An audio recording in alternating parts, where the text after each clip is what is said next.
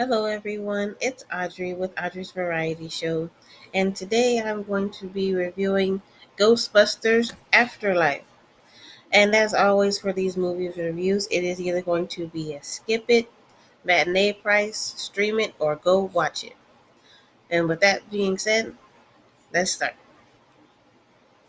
So, Ghostbusters Afterlife is starring a young lady named McKenna Grace, and the little boy from Stranger Things, Flynn or Finn, something or another, and another Paul Rudd, who plays Ant Man in the Marvel comic book movie series. And there's a number of other prominent actors in this movie as well, but go watch it for that. I'm not going to say or spoil anything about that. Um, so, Ghostbusters Afterlife is essentially about a, as the trailer tells us and portrays, that um, this down on their luck family, single mom family, moves out to the country into this house, and into this country area, and there's paranormal activity there. The young daughter of the family um, takes an interest in this and essentially becomes a ghost buster. And with that being said, the movie was all right. It's essentially a remake of the original Ghostbusters movie. Not the terrible, just awful female Ghostbusters of a couple years back, but no, the original 1980s, I think it's 1980s or so, Ghostbusters movie. It's essentially a repackaging of that. We have the same villains and ghosts. So I mean, so it's not really original. It's just a reboot. This is a reboot movie, more geared towards children, and because of the younger cast.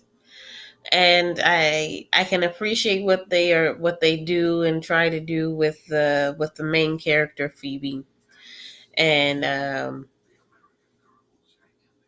how, the spirit of Ghostbusters vicariously continues on through this young lady. With that being said, um, if you've already seen the original, I mean, is you know where things are going.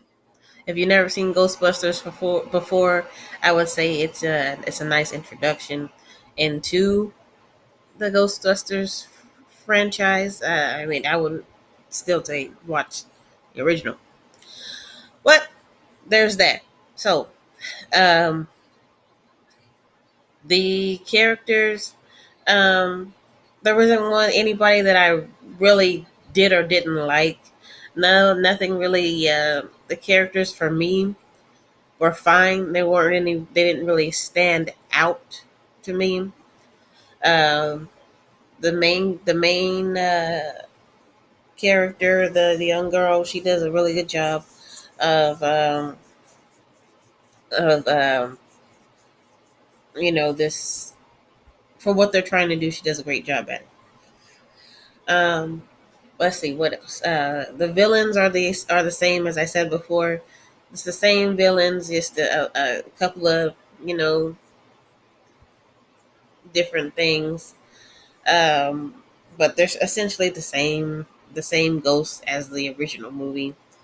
Um, there is some. I think they do a bit of practical effects, which I for some of the ghosts, which I liked, as well as CGI. It wasn't bad at all.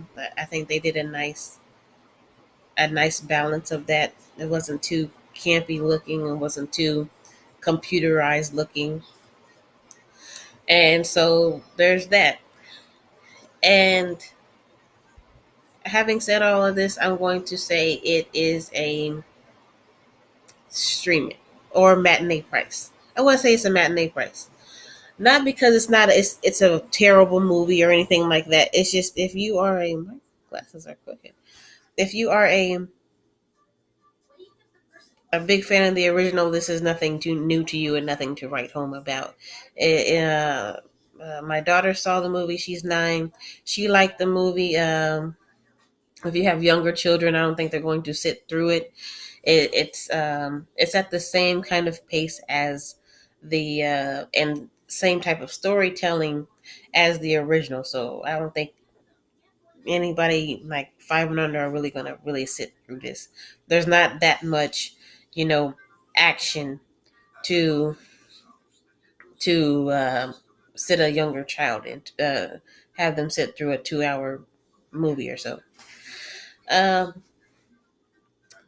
so yeah, I'm gonna say this is a stream it or a matinee price, even though there's nothing really wrong with the movie.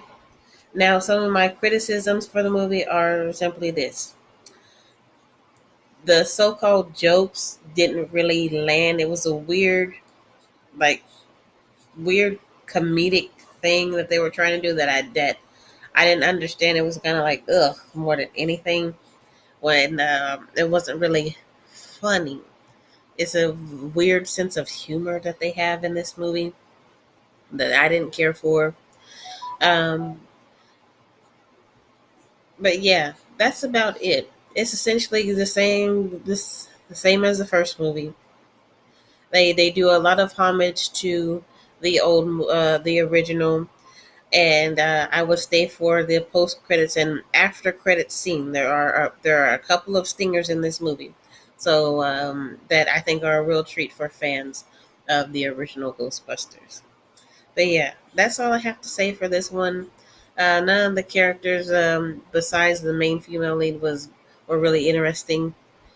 Um, they have a young boy named Podcast in the movie, and he's serviceable. But aside from Phoebe, there really weren't any other characters that were really fleshed out. And the same villains from the original movie are in this one, so there's really nothing to say about that. They could have done something a bit more fresh and a bit more new, but if they decide to make another one of these movies, I think that they've laid a good groundwork to explore the Ghostbusters mythos and world of a bit better and more exciting. That's all I have for this one. Bye bye.